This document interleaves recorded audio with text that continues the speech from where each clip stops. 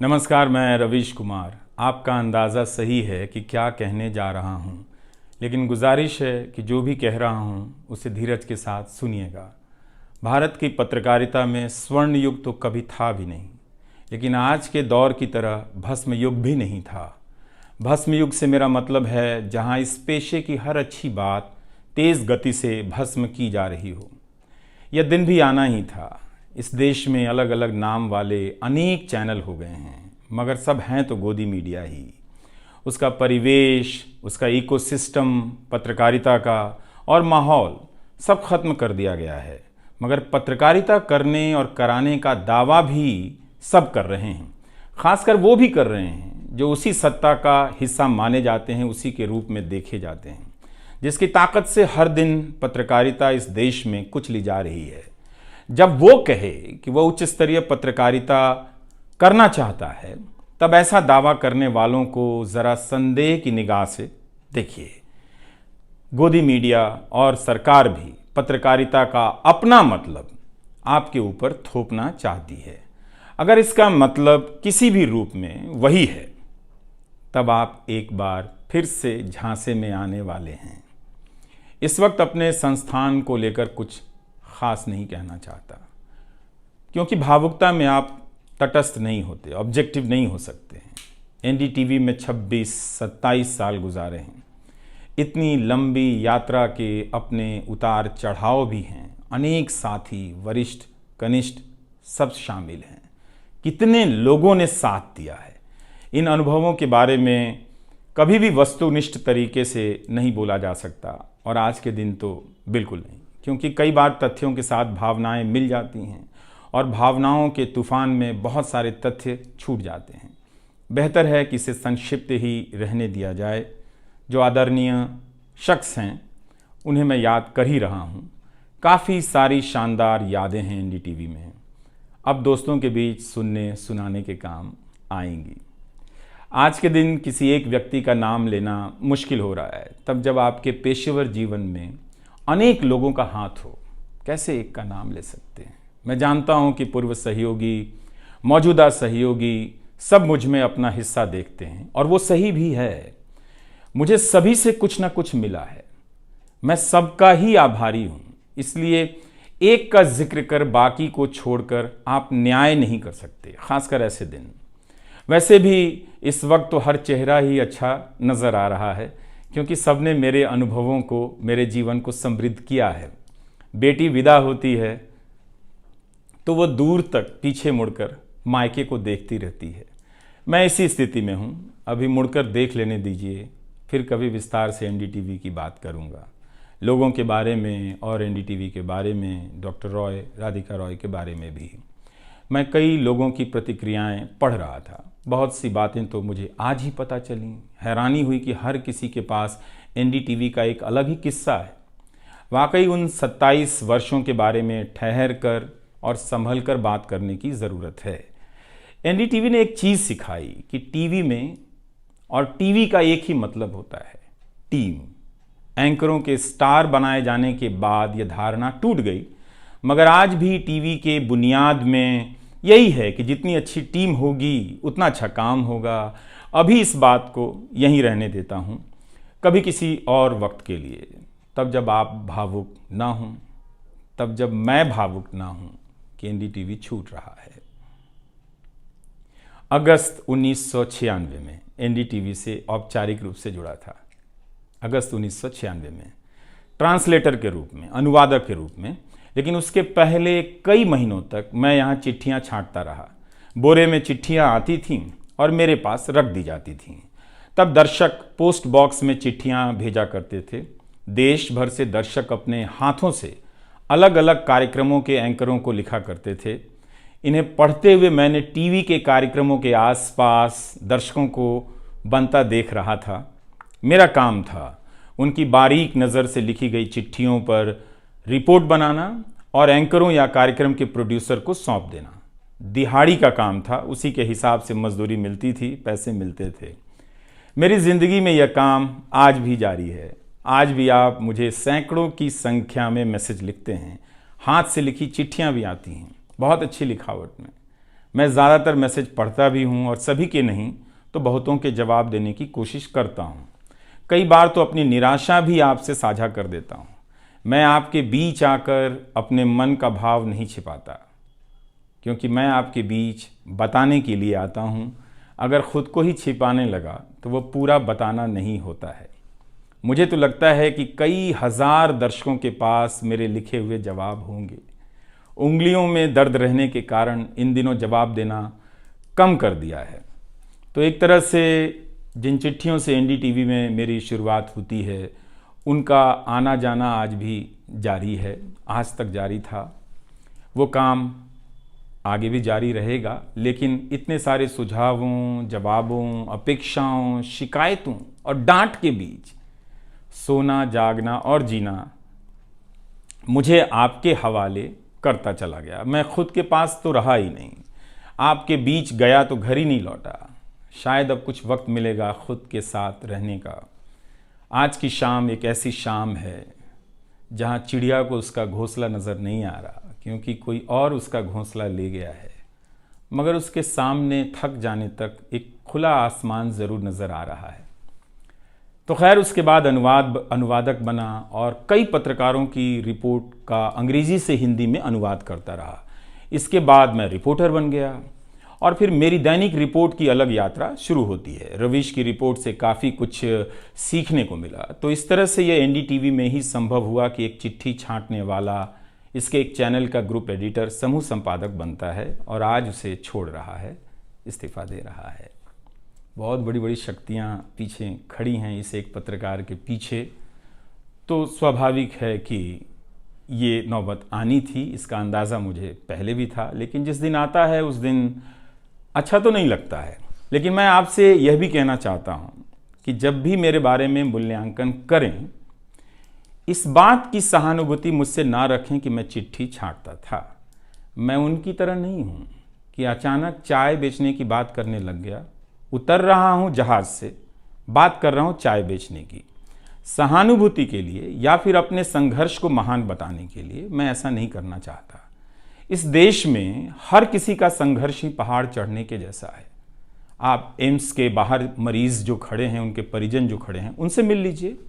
आपको पता चल जाएगा कि उनकी चुनौतियां कितनी बड़ी हैं और आपका दुख कितना कम है, छोटा है। लेकिन आज के दिन मैं आप सभी के बीच दर्शकों की बात करना चाहता हूं। इस दौर में कुर्सी पर बैठे किरदारों को टूटते हुए देखा, सबने देखा। संस्थाओं को भस्म होते देखा, आपने देखा। नफरती तूफान में लोगों को भटकते देखा। मगर मैंने इसी दौर में एक नई संस्था भी बनते देखी है। वह संस्था है जनता की संस्था, दर्शकों की संस्था। दर्शक ही अपने आप में इंस्टीट्यूशन बन जाते हैं। आप दर्शकों की संख्या भले कम है, मगर आप दर्शकों ने मिलकर जर्जर किए जा रहे इस लोकतंत्र में जनता नाम की संस्था का पौधा सूखने से बचा लिया। एनडीटीवी में मुझे जब भी अवसर मिला मैंने जान लगा दी। मैंने कभी उन अवसरों को अपने लिए नहीं देखा, बल्कि यही सोचा कि ये अवसर मुझे आप दर्शकों के लिए मिला है, इसलिए उन सभी अवसरों को आप दर्शकों की कहानियों से भरता चला गया और मैं आप दर्शकों का होता चला गया। आपका दावा मुझ पर बहुत बड़ा है, मैं जानता हूँ। आप मुझ पर बहुत दावा रखते हैं। मेरे आसपास आप दर्शकों की वजह से एक न्यूज़ रूम बन गया था, पब्लिक न्यूज़ रूम, जो दफ्तर के भीतर नहीं, आपके घरों में था, आपके दिमाग में था। दुनिया भर में फैले कितने दर्शकों ने आगे आकर मेरी मदद की है। आपने कभी मुझसे पैसे भी नहीं मांगे, कभी एहसान तक नहीं जताया। विदेशों में मेरे लिए वीडियो रिकॉर्ड किया, रिसर्च किया। मेरा हर कार्यक्रम किसी न किसी दर्शक के सहयोग का उदाहरण है। आप दर्शकों ने मेरी जानकारियों को दुरुस्त किया है, गलती की है तो डांटा भी है और काफ़ी कुछ उसमें जोड़ भी दिया है। कई सारे एक्सपर्ट, कई सारे छात्र, कई सारे प्रवासी भारतीय, स्थानीय भारतीय दर्शक बनने के साथ साथ मेरा साथ दे रहे थे और पत्रकार भी बन रहे थे और इस पेशे के एक छोटे से द्वीप को बचा रहे थे। इस प्रक्रिया को बिखरते देखना, दर्शकों के बनने की प्रक्रिया को बिखरते देखना और फिर से बनते देखना बहुत सुखद अनुभव रहा। आप दर्शकों में से कईयों ने मेरे लिए अलग अलग भाषाओं से अनुवाद तक कर दिया। संसाधनों की हमेशा मेरे पास कमी रही, मगर आप सभी ने मिलकर पूरी कर दी, सिर्फ इसलिए कि प्राइम टाइम में जो भी जाए ठीक से जाए। वो मेरा नहीं, आपका प्राइम टाइम था। कभी खराब शो कर दिया तो आपने अपनी निराशा बताने में कोई संकोच नहीं की। आप वाकई लाजवाब हैं। दर्शक ही मेरे नियमित संपादक हैं, निरंतर संपादक हैं आप दर्शक मेरे। मैं अक्सर कहता हूं कि एक पेड़ में कई बारिशों का पानी होता है। आपके जैसे दर्शकों के होने में ही किसी रवीश कुमार का होना है। आप हर मौसम में बरसात बनकर आ जाते हैं, सूखते पेड़ों को हरा करने आ जाते हैं। आज आपकी बदौलत यूट्यूब पर, ट्विटर पर कितने ही पत्रकार खड़े हो गए। आप उन सभी के पीछे खड़े हैं। आज कई वेबसाइट हैं जिन्हें आप सब्सक्रिप्शन के बहाने आर्थिक मदद देते हैं। जब लोकतंत्र में एक भी संस्था नजर नहीं आ रही थी, अदालतें कमजोर नजर आ रही थी, आ रही हैं, आप दर्शक नजर आ रहे थे। आज के दौर में आप ही पत्रकारिता के सबसे बड़े संस्थान हैं।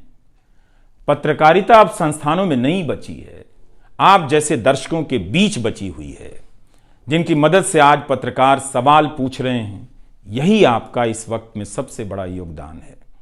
हो सकता है कि कोई जनता की आवाज को पूरी तरह कुचल दे, उसकी आवाज पर धार्मिक नफरतों की आंधी धूल को भर दे, ढक दे, लोकतंत्र को मिटा दे, मगर आप दर्शकों का होना हौसला देता है कि लोकतंत्र भले खत्म हो जाए, मगर उसकी चाहत कभी खत्म नहीं होगी, क्योंकि आप जैसे दर्शक अपनी जवाबदेही को, जिम्मेदारियों को बहुत खूब समझते हैं। इस मुश्किल वक्त में आपने एक पत्रकार पर भरोसा किया, उसे कितना प्यार दिया। कई बुजुर्ग माओं ने मेरे बाल सहला दिए, गाल छू लिए, तो किसी ने मेरे गमले में गुलाब के फूल लगा दिए, किसी ने चने का सत्तू भेज दिया कि मेरी सेहत ना खराब हो, किसी ने शहद भेज दी, किसी ने धूप में खड़े देखा तो सर पर गमछा तान दिया और छाता खोल दिया, किसी ने जेब में कलम रख दी, महंगी कलम। आज के दिन मैं एनडीटीवी से ज़्यादा आप दर्शकों को याद करना चाहता हूँ। आपके बिना मैं कुछ नहीं कर पाता। मुझे आप दर्शकों पर नाज है। कई बार लगता है कि मैं संस्था का कम, आप दर्शकों का प्रतिनिधि ज़्यादा हूँ। मुझे काम करने की आज़ादी मिली संस्था में, निर्बाध आज़ादी, और उस आज़ादी को मैंने हमेशा संभाल कर रखा, क्योंकि आपकी तेज नज़र मुझ पर थी। खुद को काफ़ी संभाला कि कुछ गलती ना आ जाए, कुछ मुझसे चूक ना हो और मुझ में अहंकार ना आ जाए और बदले में आज़ादी चली जाए। मेरे आगे दुनिया बदलती रही, मगर टेस्ट मैच के खिलाड़ी की तरह पिच पर टिका रहा। पर अब किसी ने मैच ही ख़त्म कर दिया है, उसे T20 में बदल दिया है। जनता को चवन्नी समझने वाले जगत सेठ हर देश में हैं, इस देश में भी हैं। अगर वो दावा करें कि आप तक सही सूचनाएं पहुंचाना चाहते हैं, तो इसका मतलब है कि डॉलर अपनी जेब में रखकर आपकी जेब में चवन्नी डालना चाहते हैं। पत्रकार एक खबर लिख दे तो जगत सेठ मुकदमा कर देते हैं और फिर सत्संग में आकर प्रवचन भी देते हैं कि वे पत्रकारिता का भला चाहते हैं। आप दर्शक इतना तो अपना भला समझते होंगे, इसलिए आज मैं अपने संस्थान से ज़्यादा आप दर्शकों को याद करना चाहता हूं। मुझे हमेशा लगता था कि हिंदी का पत्रकार छत क्यों नहीं छू पाता है। ऐसा क्यों है? हिंदी पत्रकारिता के कई श्रेष्ठ संपादकों, पत्रकारों के कार्यों पर निगाह रहती थी, उनकी गहराई हैरान करती थी। फिर भी लगता था कि उनकी बात जमाने तक ठीक से नहीं पहुंची, पेशे के भीतर उन्हें उनकी जगह नहीं दी गई। पत्रकारिता का मतलब अंग्रेजी का पत्रकार होना हो गया। इसके कुछ ठोस कारण भी हैं, उनमें विस्तार से जाने का समय नहीं है, लेकिन तब भी हिंदी के जुझारू पत्रकार आसमान क्यों नहीं छू सकते हैं, यह बात कचोटती रही। इन सब बातों ने मेरे व्यवहार में काफ़ी बदलाव कर दिए। भाषा को संयमित किया, मर्यादित किया, ताकि हिंदी का प्रभाव कम ना हो। बहुत सजगता से अपना काम इस तरह से किया कि लोगों को, देश के किसी भी हिस्से के लोगों को मेरी हिंदी से प्यार हो जाए। मेरी मातृभाषा हिंदी नहीं है, भोजपुरी है। भोजपुरी गांव है मेरे लिए। हिंदी मेरे लिए भाषा का वो शहर है, पहला शहर, जहां मैं गांव से शहर आया था, लेकिन मुझे भारत के हर राज्य के दर्शकों से प्यार मिला है। हिंदी प्रदेशों की कुंठित राजनीति ने हिंदी को हथियार बना दिया। इससे हुआ कुछ नहीं, हिंदी को लेकर कुंठाएं ही बढ़ती चली गईं, किसी का भला नहीं हुआ। मैं उन सभी गैर हिंदी भाषी पत्रकारों, सामाजिक कार्यकर्ताओं, विद्वानों का शुक्रिया अदा करना चाहता हूं, जिन्होंने मेरी हिंदी को समृद्ध किया, जिन्होंने मेरे लिखे हुए का अपनी भाषा में अनुवाद किया और अपनी भाषा में लिखी हुई जानकारियों का मेरे लिए अनुवाद कर दिया मुफ्त में। कई बार लगता था कि अलग अलग डिब्बे जुड़ते जा रहे हैं और रेल बनती जा रही है। उर्दू, मलयालम, तमिल, कन्नड़ा, पंजाबी, गुजराती, मारवाड़ी, बंगाली, मराठी भाषा के पत्रकारों ने कितना कुछ जोड़ा है। यह बात कहीं हिंदी बनाम अंग्रेजी की तरफ ना मुड़ जाए, इसलिए कहना जरूरी है कि अंग्रेजी भाषा में लिखने वाले विद्वानों और पत्रकारों ने मेरी खुलकर मदद की है, मेरे साथ बराबरी का व्यवहार किया। जो नहीं कर सके, ऐसे हैं, उनका क्या हिसाब करना, उनका क्या रोना, मगर जो बराबरी के साथ पेश आते रहे, उनका आभार व्यक्त करना चाहिए। उन सभी ने अपना श्रेष्ठ मुझसे साझा किया, किताबें दी, अवसर बताए, मेरे लेख का अनुवाद तक कर दिया, ज्यादा लोगों तक पहुंचा दिया। मेरे जीवन में इतिहास के मेरे शिक्षकों का बहुत योगदान है। मेरे शिक्षक मेरी जान है। मैं चाहता हूं कि आप मेरे जरिए मेरे पीछे खड़े अनगिनत लोगों के बारे में जानें, उन्हें भी देखें। और दोस्तों को कौन भूल सकता है, बहुत अच्छे अच्छे दोस्त मिले, कम मिले लेकिन मिले। आप जनता के बीच जाने के तमाम अवसर मेरे लिए बहुत खास हैं। तमाम आंदोलनों को कवर करने गया, आपके बीच जाते ही जो चीज़ खास नज़र आती थी वो है एक पत्रकार के प्रति आपका विश्वास, आपकी समझ। आप लोगों से मैं घिर जाता था। आपके भीतर कितना कुछ बहने लग जाता था, जिसे एक राज्य को सुनना चाहिए, जिसे सुनाने के लिए पत्रकार से अच्छा कोई जरिया नहीं। मुझे आपके बीच आकर हमेशा लगा कि आप सरकार को कैसे देखते हैं, और मैं उस नजर से सरकार को देखने लगा। इसी का भरोसा है कि आपकी सक्रियता में ही भारत का लोकतंत्र धड़कता है। शाहीन बाग और किसान आंदोलन की जिद में मुझे सूरज की रोशनी दिखाई देती है। आपको जनता बनते हुए देखा है। मेरा विश्वास गहरा होता चला है कि तंत्र भले खत्म हो जाए, लेकिन जनता के बीच जन बचा हुआ है। एक दिन यही जन आज से बेहतर तंत्र बना लेगा। आज कुछ लोगों को यकीन हो गया है कि सारा तंत्र उनके कब्जे में है। अब जन का कोई मोल नहीं। मीडिया को खत्म कर विपक्ष और जनता को खत्म किया जा चुका है। ऐसा सही भी है, मगर यही शाश्वत नहीं है। एक ना एक दिन जब लोग अपनी नफरतों से जर्जर हो जाएंगे, उनकी नफरतें उनके शरीर से दरकने लग जाएंगी, तब उन्हें किसी नई जमीन की तलाश होगी, किसी पत्रकार की याद आएगी। नफरत की गुलामी से बाहर आने का रास्ता आप ही बनाएंगे, आपको ही बनाना है। एनडीटीवी में मैंने लिखना, बोलना सीखा, दिखना सीखा, अच्छे कपड़े पहनना सीखा, टाई पहननी सीखी। बस केवल डांस नहीं आया, क्योंकि काम से वक्त ही नहीं मिला। आप सीख लीजिएगा। आज के दिन मैं अपनी महिला सहयोगियों को ख़ास तौर से याद करना चाहता हूँ। काम के प्रति ईमानदारी, टिक कर काम करना और पेशे की नैतिकता की समझ मुझे अपनी महिला सहयोगियों से मिली है, और मैंने उनसे चुरा भी ली है। उनसे मेरी सामाजिक और नैतिक समझ बहुत बेहतर हुई। मेरी इस यात्रा में बहुत सी समझदार औरतें और लड़कियों के अनुभव शामिल हैं। मेरी जीवन साथी का भी, मेरी बेटियों का भी, मेरे सास ससुर ने बहुत साथ दिया ताकि मैं बाहर जाकर रिपोर्ट कर सकूं। मेरी माँ, मेरी भाभी, मेरे परिवार के सदस्यों ने भी। ठठेरे की तरह सब ने पीट पीट कर पीतल से बर्तन बना दिया। ये मैं इसलिए भी रेखांकित कर रहा हूँ कि पत्रकारिता के पेशे में मर्द ही नहीं, मर्दवादियों का कब्जा है। उनकी आक्रामकता के बीच कई बार दम घुटता था। इतनी आक्रामकता के बीच आप रचनात्मक हो ही नहीं सकते, संवेदनशीलता आ ही नहीं सकती। इस पेशे में तमाम महिला सहयोगियों ने मुझे मर्दों की आक्रामकता से बचा लिया। अगर आप इस पेशे में आ रहे हैं, विद्यार्थी हैं, तो हमेशा अपनी महिला सहयोगियों के साथ सलीके से पेश आइए, उनकी काबिलियत को स्वीकार कीजिए, तारीफ कीजिए। प्राइम टाइम के वक्त अक्सर कहा करता था, मुझे काम करने दो, 9 बजे ही बजते हैं। सुबह उठते ही मेरे दिमाग में रात के 9 बजने लग जाते थे। मैं टाइप करने लग जाता था, रोज़ 5,000, 6,000, 7,000 शब्दों की टाइपिंग। अब शायद 9 ना बजे, प्राइम टाइम ना हो। मुझे पता नहीं था, पता नहीं है कि अब 9 बजे क्या करूँगा। मुझे टीवी से बहुत प्यार है, इस माध्यम से दिल लग गया था, शायद इसी वजह से दिल टूट रहा है।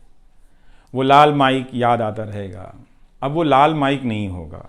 मैं जानता हूँ कि आप दर्शकों की आदतों में मैं शामिल हो गया हूँ। आप काफ़ी तकलीफ़ में थे कि मेरा क्या होगा, मैं क्या करूँगा, मैं प्राइम टाइम क्यों नहीं कर रहा हूँ।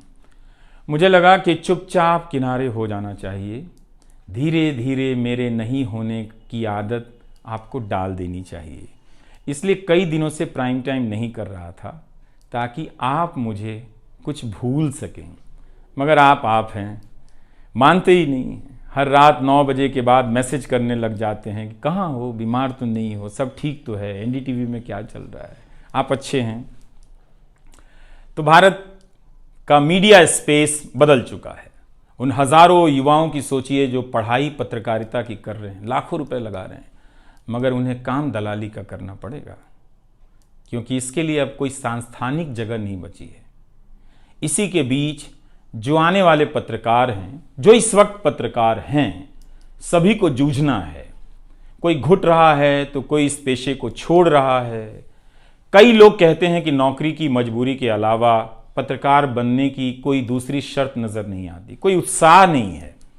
यहां तो जस्टिस तक कह रहे हैं कि जमानत देने पर जजों को टारगेट किए जाने का डर लगता है। जब जज को ही डर लगता है, तब फिर इस दौर में यह बोलना भी गुनाह है कि मुझे डर नहीं लगता है। एक डरा हुआ पत्रकार मरा हुआ नागरिक पैदा करता है। इसलिए बोला कीजिए कि हमें डर नहीं लगता है। आप उस देश के नागरिक हैं जिसने नंगे पांव ब्रिटिश साम्राज्य को घुटने पर झुका दिया। कोई कारण नहीं कि मैं आप पर भरोसा ना करूं कि एक दिन आप गोदी मीडिया की इस गुलामी से बाहर आएंगे। आप हमेशा इस गुलामी में नहीं रह सकते। इसकी गुलामी से आपको लड़ना ही पड़ेगा। यह सबकी लड़ाई है। इस लड़ाई के बिना आप दुनिया में सर उठाकर नहीं चल सकते। आपकी यही पहचान होगी कि आजाद देश के गोदी मीडिया के गुलाम हैं। इसके खतरे की गंभीरता को समझिए। कानून की आड़ में अब अधिकार कुचले जा रहे हैं, अभिव्यक्तियों को रौंदा जा रहा है, ताकि सारे अवैध काम वैध नजर आए। इस समय मेरे रास्ते निश्चित नहीं हैं, निश्चित हैं तो सिर्फ हौसला है। उसका भी क्या भरोसा, कभी आसमान में होता है, कभी पाताल में। एक यूट्यूब चैनल बनाया है रवीश कुमार ऑफिशियल, और फेसबुक पेज भी है रवीश का पेज। इसे सब्सक्राइब कीजिएगा। अब मैं यूट्यूब पर ही नज़र आऊँगा, एनडीटीवी इंडिया पर नहीं। किसी संस्था के साथ मर्यादाएं बहुत अलग होती हैं, फ्रीलांस और आज़ाद जीवन की अलग। लेकिन इस बार परिवार के साथ थोड़ा वक्त बिताना चाहता हूँ, जीना चाहता हूँ। मैंने इस्तीफ़ा दे दिया है। नमस्कार, मैं रवीश कुमार अब आपको उस चैनल पर सुनाई नहीं देगा। नमस्कार, मैं रवीश कुमार।